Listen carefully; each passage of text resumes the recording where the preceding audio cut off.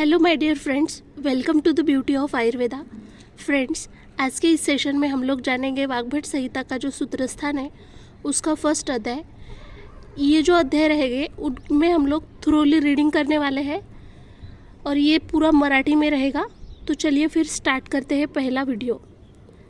सबसे पहले यहाँ पे श्लोक नंबर 1 दिया है, उसमें एक्सप्लेनेशन में दिया है, सर्व मनुष्य मात्रांच्या शरीराला ज्यांनी सतत गांजले आहे व जे मनुष्याच्या मनात तळमळ, प्रमाद, अस्वस्थता उत्पन्न करीतात, अशा रागजन्य कामक्रोधादी रोगांचा ज्याने समूळ नाश केला, त्या जगाच्या आदी वैद्याप्रत ईश्वराला किंवा बुद्धाला मी नमस्कार करतो। सिंपली यामध्ये त्यांनी आपले मनातले जे भाव आहेत ते व्यक्त केलेले आहेत, ते नमस्कार करण्याची इच्छा व्यक्त करत आहेत व मग आयुष्कामी अध्यायाचे निरूपण करीतो। आत्रेयादी महर्षींनी जे जे सांगितले आहे ते येणेप्रमाणे धर्म, अर्थ, काम व मोक्ष या चतुर्विध पुरुषार्थांस साधनीभूत असे दीर्घ आयुष्य ज्यांस पाहिले असेल त्यांनी वैद्यशास्त्र प्रतिपादित गोष्टी जाणण्याविषयी व त्याप्रमाणे वागण्याविषयी फार तत्पर असावे। म्हणजे सिंपल इथं जे चतुर्विध आहेत पुरुषार्थ, ते जर आपल्याला प्राप्त करायचे असतील, दीर्घायुष्य ज्यांना पाहिजे असेल तर त्यांनी जे काही नियम असतील त्याला फॉलो केलं पाहिजे। वैद्यशास्त्र प्रतिपादित जे काही गोष्टी असतील त्याचं जाणलं पाहिजे आणि त्याप्रमाणे वागणूक केली पाहिजे असं त्यांचं मत आहे। ब्रह्मदेवाने आयुर्वेद ध्यानांत आणून दक्ष प्रजापतीला शिकविला, त्यांनी तो अश्विनी कुमारास शिकवला, त्यापासून तो इंद्रास प्राप्त झाला। इंद्राने तो आत्रेय, धन्वंतरी इत्यादी महर्षींना शिकवला। आत्रेयादिकांनी तो अग्निवेश, भेड इत्यादी ऋषींना शिकवला व अग्निवेशदकांनी आयुर्वेदावर निरनिराळे ग्रंथ लिहिले। सिंपली या ठिकाणी आयुर्वेद अवतरणविषयी दिलेले आहे। सगळ्यात अगोदर ब्रह्म, त्यानंतर दक्ष प्रजापती, पुन्हा अश्विनी कुमार, त्यापासून इंद्राने आत्रेय धन्वंतरींना शिकवले, पुन्हा आत्रेयांनी अग्निवेश, भेड यांना शिकवले। आणि आपल्याला माहिती आहे अग्निवेश हा मुळाचाच अत्यंत हुशार विद्यार्थी असल्यामुळे त्याने त्यावर अनेक विविध ग्रंथ लिहिले। त्यांच्या त्या अफाट व संकीर्ण ग्रंथांचा सारांश काढून फार संक्षिप्त नव्हे व फार विस्तृत नव्हे असा अष्टांग हृदय नावाचा ग्रंथ रचिला। मतलब याचा सारांश जो भाग आहे तोच अष्टांग हृदय ज्याला आपण ओळखतो। अष्टांग हृदयाची जी 8 अंग आहेत, आपल्याला हा वाला श्लोक माहिती आहे, काय बालग्रहो ऊर्ध्वांग शल्य दंष्ट्रा जरा वृषान अष्टाव अंगानी तस्याहु चिकित्सा येषु संश्रितः। काय चिकित्सा, बाल चिकित्सा, ग्रह चिकित्सा, ऊर्ध्वांग चिकित्सा, शल्य चिकित्सा, दंष्ट्रा चिकित्सा, जरा चिकित्सा, वृष चिकित्सा। शरीरामध्ये वायू, पित्त, कफ असे संक्षेप करून 3 दोष आहेत। यांचे वृद्धी, क्षयादी प्रकार व संयोग अनेक आहेत, परंतु मुख्य दोष 3च। रक्त हा एक 4था दोष आहे असे कित्येक प्रतिपादन करतात, परंतु ते बरोबर नाही, कारण रक्त दूष्य आहे। वातादिका वाचून स्वतंत्रपणे ते दूषित होऊ शकत नाही किंवा शरीरात दोष उत्पन्न करू शकत नाही। वातादिक स्वतःच दोष उत्पन्न करू शकतात, म्हणून दोष ही अन्वर्थक संज्ञा त्यांनाच लागू होते। दुष्यंतीती दोषः। सिंपली इथे रक्ताला पण 4था दोष खूप अन्य आचार्यांचं मत आहे, पण तो दूष्य आहे असं पण म्हटलेलं आहे, म्हणजे तो स्वतः कधीच दूषित होऊ शकत नाही। जेव्हा वात, पित्त, कफ त्याला दूषित करतात तेव्हा तो दूषित होतो, म्हणून त्याला दोष कन्सिडर केलेले नाही आहे। ते विकृत झाले म्हणजे जीवित हरण करीतात व यथास्थित असले म्हणजे जीवन व्यापार चालवतात। म्हणजे त्रिदोष जे आपल्याला माहिती आहेत, तर ते जर विकृत झाले तर जीवाचं हरण करतात, आणि जर व्यवस्थित राहिले म्हणजे प्राकृत राहिले तर जीवन व्यापार चालवतात। ते जरी सर्व शरीरव्यापी आहेत तरी त्यांची मुख्य स्थाने 3 आहेत। नाभीच्या खालचा भाग वायूचे मुख्य स्थान, नाभी व हृदय यांच्यामधील प्रदेश पित्ताचे मुख्य स्थान आणि हृदयाच्या वरील भाग कफाचे मुख्य स्थान आहे। नाभीच्या अधो जे भाग आहे वायूचं स्थान सांगितलेलं आहे। नाभी आणि हृदय त्याच्यामध्ये पित्त, आणि हृदयाच्या वरचा जो भाग असेल तर तो कफाचं मुख्य स्थान सांगितलेलं आहे। तसं आपल्याला माहिती आहे, आपण फर्स्ट इयरमध्ये पाहिले होते की खूप सारे म्हणजे स्थान सांगितलेले आहेत प्रत्येक दोषाचे।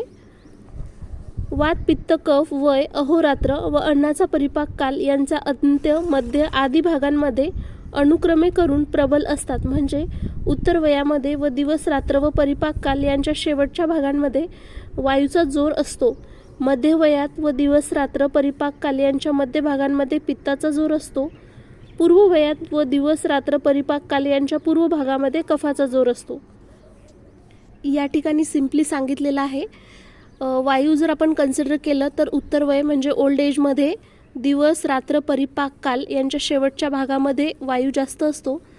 तर मध्यम वयामध्ये म्हणजे जे मध्यम वयाचे पर्सन्स असतात तर त्यांच्यामध्ये दिवस, रात्र, परिपाक काल यांच्या मध्य भागामध्ये पित्त जास्त असतं.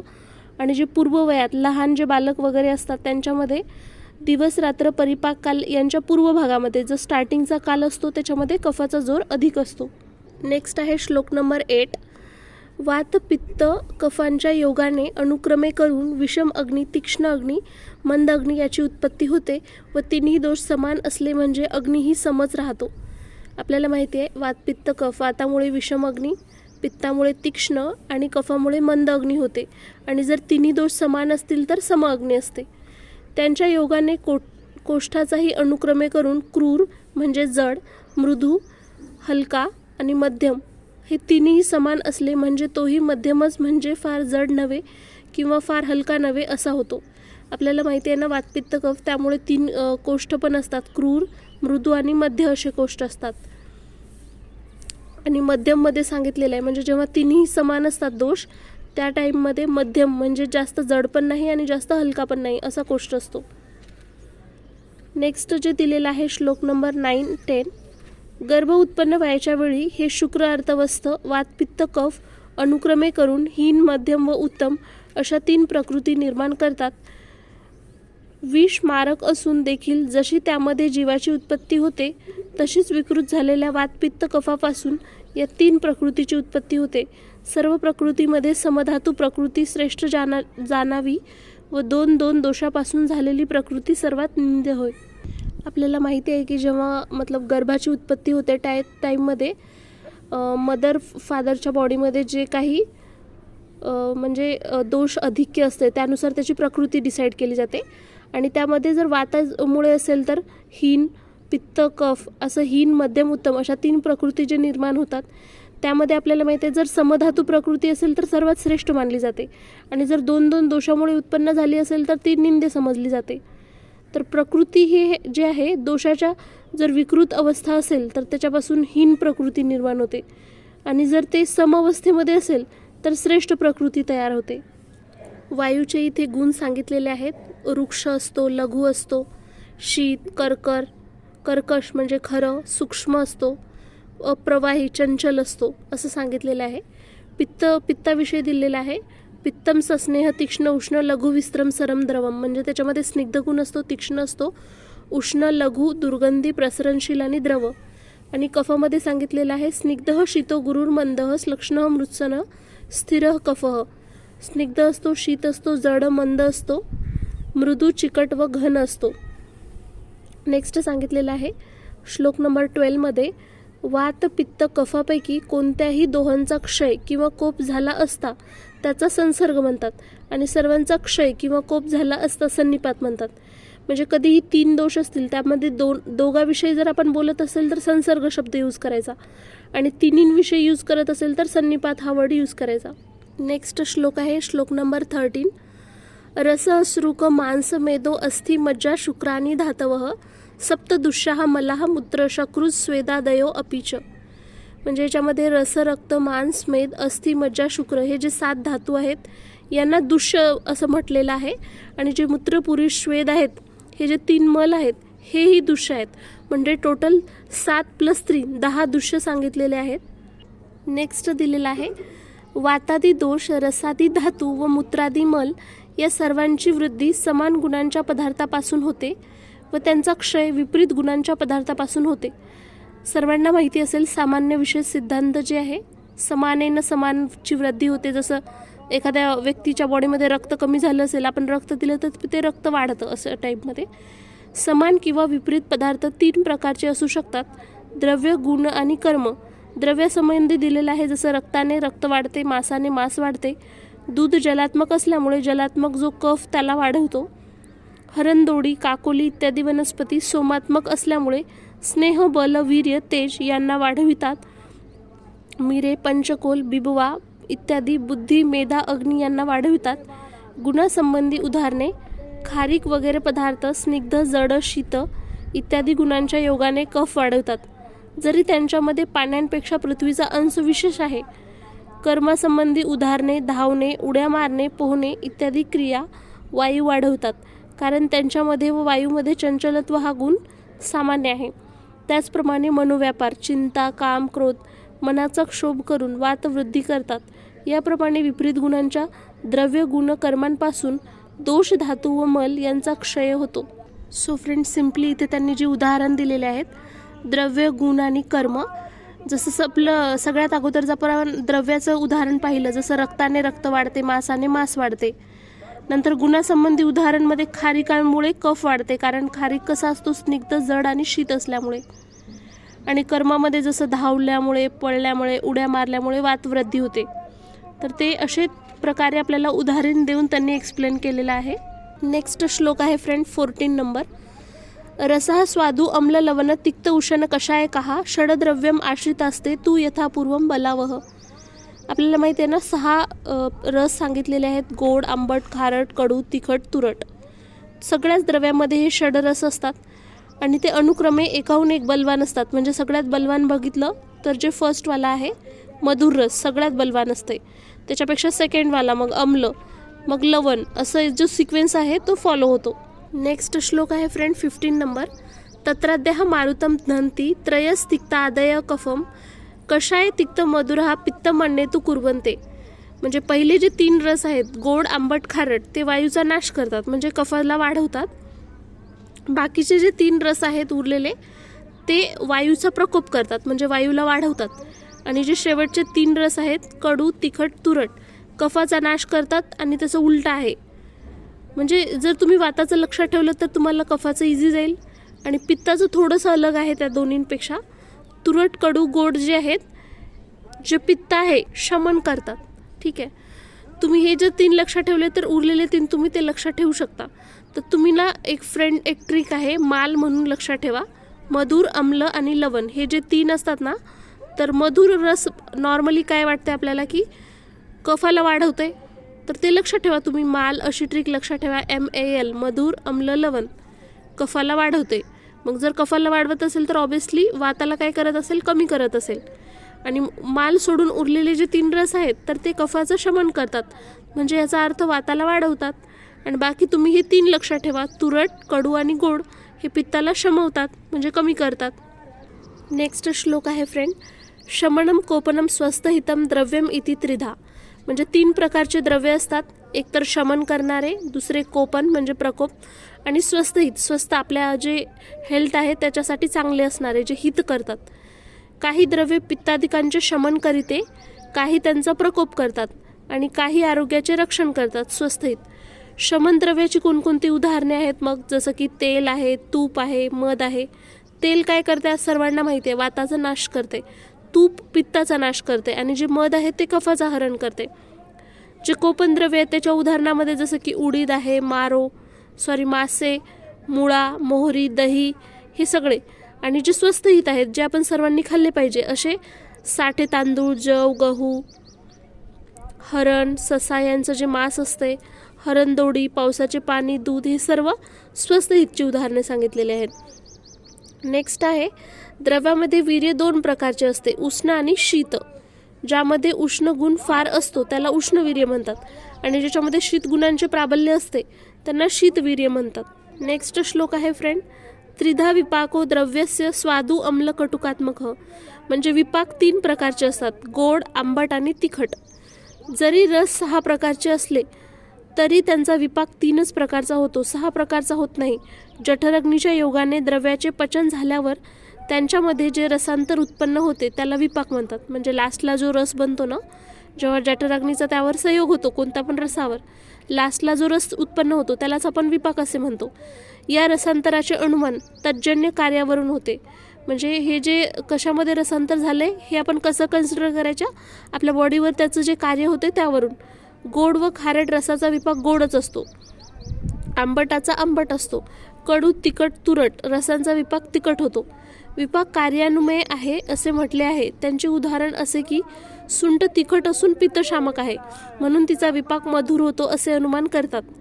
तो सिम्पली फ्रेंड विपाकाचं लक्षात ठेवायचं तुम्हाला की 3 मेन विपाक असतात, गोड आंबट आणि तिखट. तर गोडपासून आणि लवणपासून जो बनतो गोड आणि खारट म्हणजेच विपाक त्याचा गोडच असतो, आणि आंबटापासून तर आंबटच, आणि उरलेले जे 3 रस आहेत तर त्यांचं तुम्हाला तिखट लक्षात ठेवायचं आहे.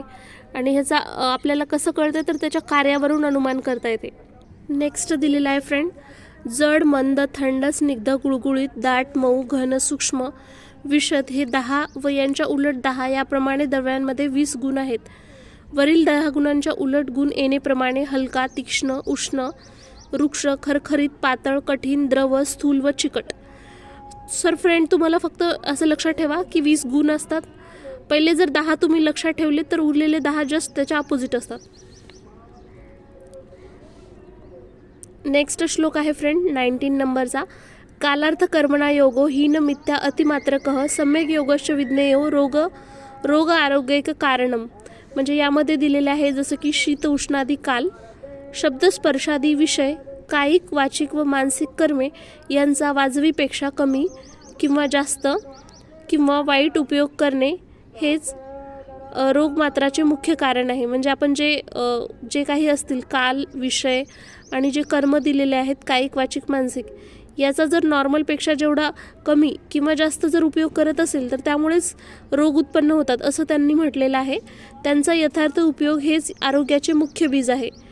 जर आपण व्यवस्थित त्याचा यूज केला तर तेच आपण आरोगी राहू शकतो, निरोगी राहू शकतो, आरोग्य संपन्न होऊ शकतं. शीतादी कालांचा वाजवीपेक्षा कमी आवश्यकतेपेक्षा कमी उपयोग म्हणजेच पावसाळ्यात जितका पाऊस असावा तितका नसणे, हिवाळ्यात जितकी थंडी असावी तितकी नसणे, उन्हाळ्यात उष्णता कमी असणे, याच्या उलट स्थिती झाली म्हणजे शीतादी कालाचा अधिक उपयोग किंवा अतियोग घडला असे म्हणतात. मिथ्यायोग किंवा वाईट उपयोग म्हणजे कालांचे केवळ वैपरीत्य होय. विषय व कर्मे यांच्या न्यून अधिक व मिथ्यायोगाची उदाहरणे येणेप्रमाणे मुळीच उजेडात न जाण्याचे, म्हणजे बिलकुलच आपण उजेडात जातच नाही आहे तर डोळ्यांचा कमी उपयोग केल्यासारखा होतो. सर्वदा उन्हात फिरल्याने दृष्टीचा अतियोग होतो. बिभत्स दर्शन पाहणे हा दृष्टीचा मिथ्यायोग करणे होय. बिलकुल व्यायाम न करणे म्हणजे कर्मेंद्रियाचा कमी उपयोग करणे होय. अतिव्यायामाचा केल्याने त्यामुळे अधिक उपयोग किंवा अतियोग केल्यासारखा होतो. वेड्या वाकड्या उड्या मारणे किंवा दातांनी एखादे ओझे उचलणे हाच त्यांचा मिथ्यायोग होय. सिम्पली फ्रेंड तुम्हाला इथे 3 योग लक्षात ठेवायचे आहे, मिथ्यायोग, अतियोग आणि अयोग.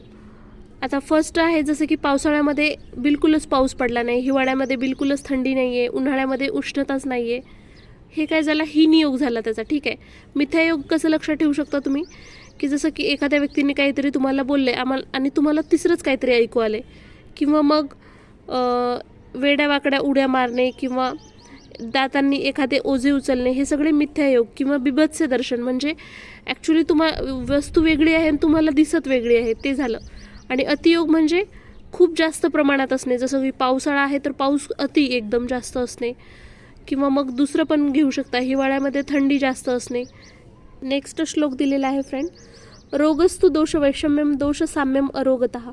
म्हणजे जर विषम स्थिती असेल तर त्याला रोग म्हणतो आणि समान स्थिती असेल तर आरोग्य म्हणतो. आपण इथे दोषांविषयी बोलत आहेत. नेक्स्ट आहे निज अगंतू विभागेन तत्र रोगात विधा स्मृतः. म्हणजे रोग 2 प्रकारचे आहेत, निज आणि अगंतूज. वातादी दोषांपासून जे रोग उत्पन्न होतात त्यांना निज, व बाह्य कारणापासून जे उत्पन्न होतात त्यांना अगंतूज म्हणतो आपण. या दोहांमध्ये भेद इतकाच की निज रोगांमध्ये वातादी दोष कुपित होतात मग ते रोग उत्पन्न करतात, आणि आगंतूमध्ये पहिल्यांदा बाह्य कारणांपासून उत्पन्न होऊन मग वातादी दोषांचा प्रकोप होतो. निज म्हणजे सिम्पली असं लक्षात ठेवा फ्रेंड, आपल्या बॉडीच्या मध्ये म्हणजे त्रिदोष जे आहेत ते दूषित होऊन मग प्रकोप करतात आणि रोग उत्पन्न करतात, प्रकोप होऊन रोग उत्पन्न करतात. आणि जे आगंतूज असते त्याच्यामध्ये दोष कारणीभूत नसतात, ॲक्च्युली बाह्य काहीतरी कारण कारणीभूत असतं ज्याच्यामुळे ते दोषाचा प्रकोप करून पुन्हा व्याधी उत्पन्न करतात. आता अधिष्ठानविषयी दिलेला आहे, तेषाम काय मनोभेदाद अधिष्ठानम अपि द्विधा. म्हणजे रोगाचे अधिष्ठान 2 प्रकारचे सांगितलेले आहेत. एक तर काय म्हणजे शरीर आणि मन असे 2 सांगितलेले आहेत. जसं की ज्वर रक्तपित्त अतिसार वगैरे शारीरिक रोगाची उदाहरणे होत. उन्माद, अपस्मार, मूर्छा, भूतबाधा वगैरे मानसिक. तर शारीरिक म्हणजे आपल्या शरीरामध्ये जे व्याधी होतात जसं की ज्वर होते, रक्तपित्त, अतिसार, हे सगळे शारीरिक झाले.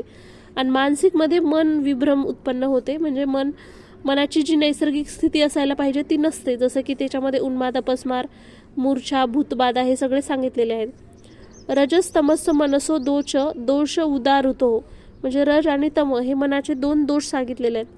नॉर्मली तुम्ही ऐकलं असेल सत्व, रज, तम, पण सत्व हा गुण मांडलेला आहे कारण त्याच्यामुळे आपल्या मनामध्ये विभ्रम उत्पन्न होत नाही. पण रजतम जे आहेत ह्यांना दोष मांडलेले आहे. दर्शन स्पर्शन प्रश्ने ही परीक्षेतोय रोगिणम, म्हणजे आपण नॉर्मली दर्शन, स्पर्शन आणि प्रश्न म्हणजे पाहणे, व्यक्तीला टच करणे आणि त्याला क्वेश्चन्स विचारणे, हे 3 आपण पेशंट कधी पण क्लिनिकला आल्याच्या नंतर हेच करतो ना आपण. 3 परीक्षा. खोकला, मेह रोगांमध्ये मलमूत्र, कफ इत्यादिकांचा वर्ण, आकार, प्रमाण वगैरेचे ज्ञान दर्शनाने होते. जसं की दर्शन म्हणलं की जसं एखादा मलमूत्र काही हे झालं असेल त्याच्यामध्ये चेंजेस आपल्याला आढळतात, दर्शनाने आपण करू शकतो. जर एखाद्या व्यक्तीला समजा ज्वर असेल म्हणजे ताप आली असेल तर त्याला स्पर्श करूनच करू शकतो ना आपण. ज्वर, गुल्म, विद्रदी इत्यादी रोगांमध्ये उष्णता, काठिण्य, घनत्व, द्रवत्व इत्यादी कांचे ज्ञान स्पर्शनावरून होते. आणि जी शुद्ध तृष्णा, मळमळणे, वेदना, आता त्याला व्यक्तीला भूक लागत आहे का किंवा उलटी येत आहे का, हे सगळ्या गोष्टी आपण कसं विचारू शकतो, तर ऑब्व्हियसली प्रश्न विचारून. तर ते सांगितलेलं आहे की कोष्ठाचा जडपणा, हलकेपणा, जन्मापासून जे जे रोग झाले आहेत त्या गोष्टींची माहिती प्रश्न विचारूनच करावी लागते. नेक्स्ट आहे निदान, पूर्वरूप, लक्षणे, उपशय, संप्राप्ती या 5 साधनांनी रोगाची परीक्षा करावी. म्हणजे कोणता रोग आहे तर ते कसं डिसाईड करायचं, सगळ्यात अगोदर तर त्याचं निदान करायचं, त्याच्यानंतर त्याचे बघायचे पूर्वरूप, त्याच्या बॉडीवर काय दिसतात का, मग लक्षणे, नंतर उपशय, संप्राप्ती, हे 5 साधने सांगितलेले आहेत. निदान म्हणजे काय की रोगाचं मेन कारण काय आहे.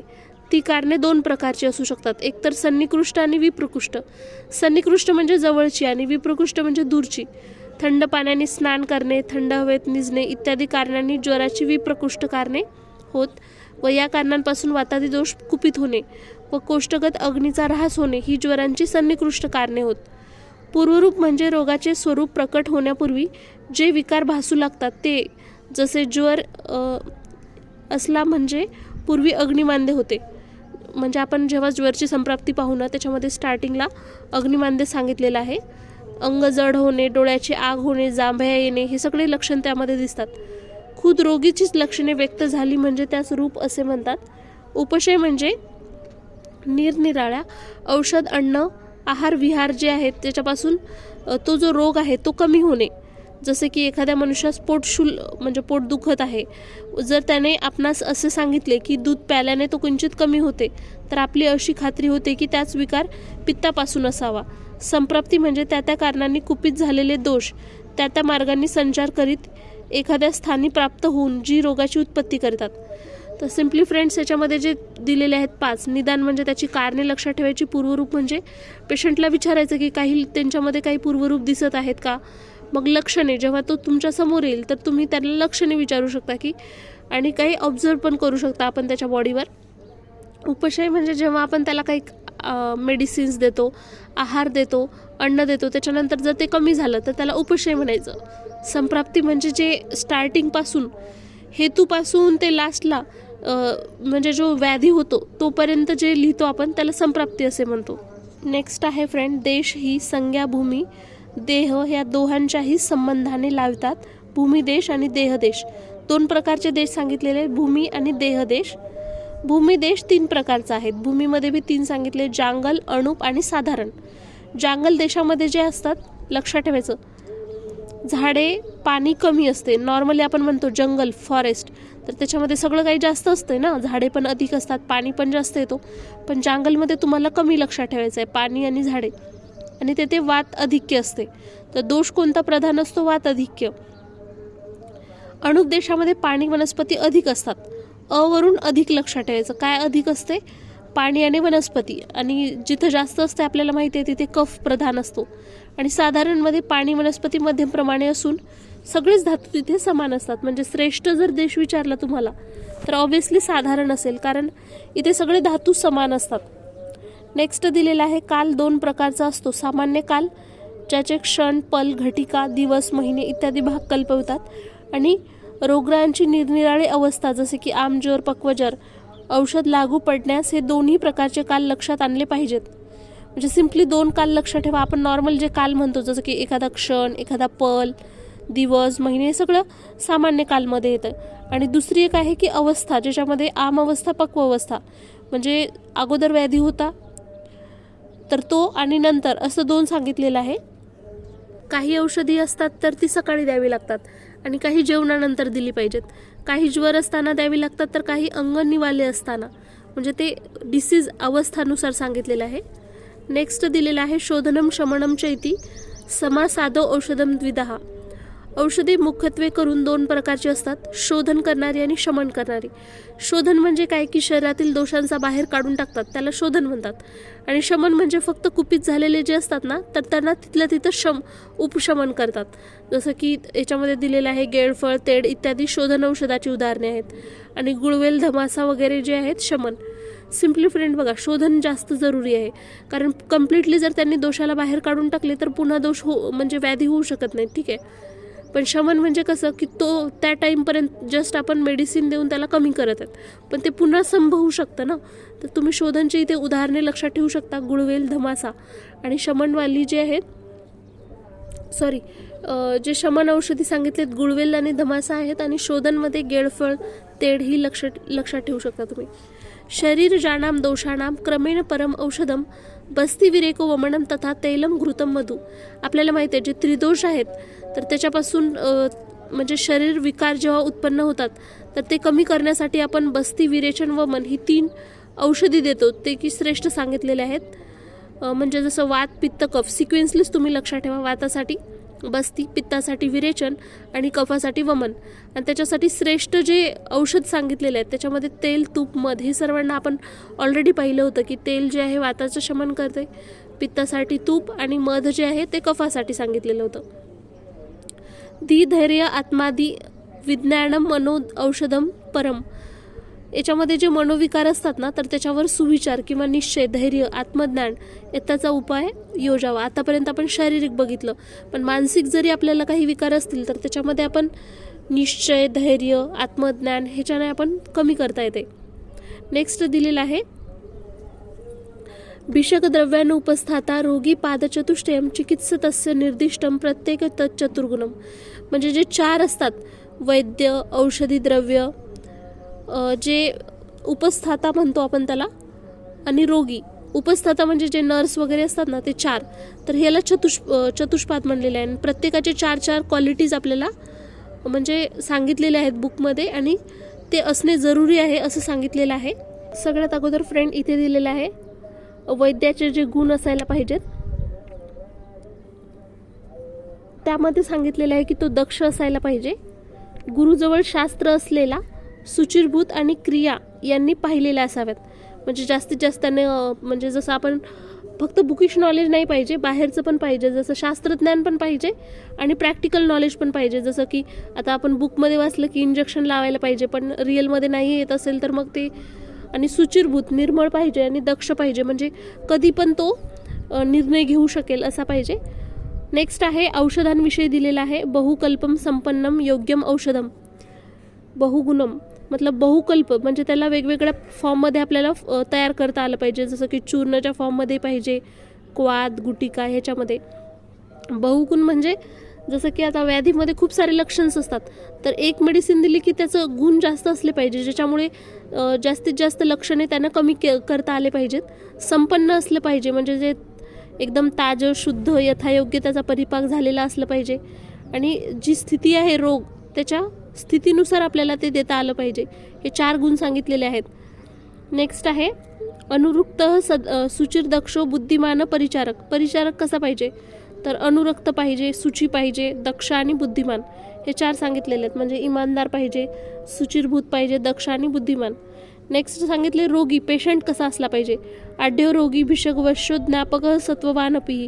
म्हणजे तो श्रीमंत असला पाहिजे, आढ्य असला पाहिजे. आढ्य म्हणजे श्रीमंत, कारण बघा आपण त्याची ट्रीटमेंट करत आहेत तर खूप सारा खर्च पण येईल. मग त्याच्याकडे जर पैसे नसतील तर आपण सर्व त्याची ट्रीटमेंट करू शकणार नाही, त्याच्यामुळे पहिलं तेच सांगितलेलं आहे. आणि भिषक वश्यो वैद्याला ऐकणारा असला पाहिजे. म्हणजे मेडिसिन वगैरे जर दिली पेशंटला तर तो घेतच नसेल तर मग फायदा नाही आहे त्याच्यामुळे. आणि आपली खरी हकीकत सांगणारा, म्हणजे त्याला जो ॲक्च्युअल डिसीज झालेला आहे त्याच्याविषयी सांगणारा. काही काही पेशंट असतात झाले नसलं तरी दुसरंच काहीतरी सांगतात, मग आपलं ते पूर्ण हे होऊन जाते ना. त्यामुळे आणि धैर्यवान असला पाहिजे, हे 4 गोष्टी सांगितलेल्या आहेत. व्याधी 2 प्रकारचे असतात, साध्य आणि असाध्य. प्रत्येकाची पुन्हा सुखसाध्य आणि कष्टसाध्य आणि याप्य अनुक्रम अशी 2 पोटभेद सांगितलेले आहेत. म्हणजे मेन जे व्याधी असतात ते साध्य आणि असाध्य असं आपण म्हणतो. आणि साध्यमध्ये बी ते म्हणजे सुखसाध्य आहेत का कष्टसाध्य. म्हणजे सुखसाध्य म्हणजे इझिली आपण ज्याला ट्रीट करू शकतो, आणि कष्टसाध्य म्हणजे खूप मेहनत करावी लागते तेव्हा जाऊन कुठे तो साध्य होऊ शकतो, असं कष्टसाध्य. आणि पुन्हा त्याच्यामध्ये याप्य आणि अनुक्रम असे पण त्याचे टाईप सांगितलेले आहेत. जो व्याधी सर्व औषधे सहन करणाऱ्या जितात्मा तरुण पुरुषांमध्ये मर्मस्थान सोडून उत्पन्न होतो. म्हणजे जो काही पण सहन करू शकतो, सगळ्या प्रकारची औषधे सहन करू शकतो, जो जितात्मा आहे, एकदम तरुण आहे आणि मर्मस्थान सोडून त्याला तो झालेला असेल, ज्याची कारणे, पूर्वरूप, लक्षण, उपद्रव अल्प असतील, एकदम कमीच आहेत सगळे कारणे जे आहेत, त्याच्या बॉडीवर जे लक्षण दिसत आहेत ते पण एकदम कमी आहेत. व जो दुष्य जे रसादी धातू, देश, काल, प्रकृती याच्याशी असमान असतात. म्हणजे सेम नाही आहेत, असमान आहेत, देश, धातू, काल ह्याच्या असमान असतात. आणि जे पादत्राणे युक्त असतो व जो ग्रहांच्या अनुकूल स्थितींमध्ये उत्पन्न होतो. म्हणजे जे आपण चतुर आता बघितले होते, जे डॉक्टर सगळेच अवेलेबल आहेत जिथे, आणि जो ग्रहांच्या अनुकूल स्थितीमध्ये उत्पन्न होतो, असा एक दोषी एक मार्गी नवा व्याधी सुखसाध्य. म्हणजे आतापर्यंत जे क्वालिटी सांगितलेले आहेत ना, तर ते सुखसाध्यमध्ये येतात, की म्हणजे त्याला आपण इझिली ट्रीट करू शकतो. नेक्स्ट सांगितलेलं आहे, ज्या रोगांमध्ये शस्त्रकर्मादी क्रिया करावी लागते, म्हणजे ज्याच्यात आपल्याला शस्त्रकर्म करावे लागतात आणि सुखसाध्य लक्षणांपैकी प्रतिकूल असतात, काही प्रतिकूल असतात, तो रोग कष्टसाध्य जाणावा. म्हणजे जसं आपण सुखसाध्यमध्ये बघितलं होतं, सिम्पटम्स कमी असतात, पूर्वरूप कमी असतात, सगळ्या गोष्टी कमी असतात, अल्प, आणि जे आहे प्रकृती वगैरे त्याच्याशी सुद्धा असमान होते. तर तसं जर एकदम नसेल एक्झॅक्ट तर ते कष्टसाध्य समजायचं. वरील लक्षणांपैकी काही प्रतिकूल असतात, त्याचे उदाहरणमध्ये रोगी तरुण आहे परंतु जितात्मा नाही. म्हणजे तरुण आहे तो पण जितात्मा नाही आहे. जो जितात्मा आहे परंतु मर्मस्थानी झालेला आहे, म्हणजे जितात्मा आहे पण त्याचं जे व्याधी आहे ते एक्झॅक्ट मर्मस्थानी झालेला असेल. जो सर्व प्रकारचे औषध सहन करू शकत नाही, म्हातारा आहे, मग हे कष्टसाध्यमध्ये येते. आणि वर सांगितलेली सुखसाध्य लक्षणे बहुतेक विपरीत असून जो पथ्याने वरवर बरा होतो तो याप्य आहे.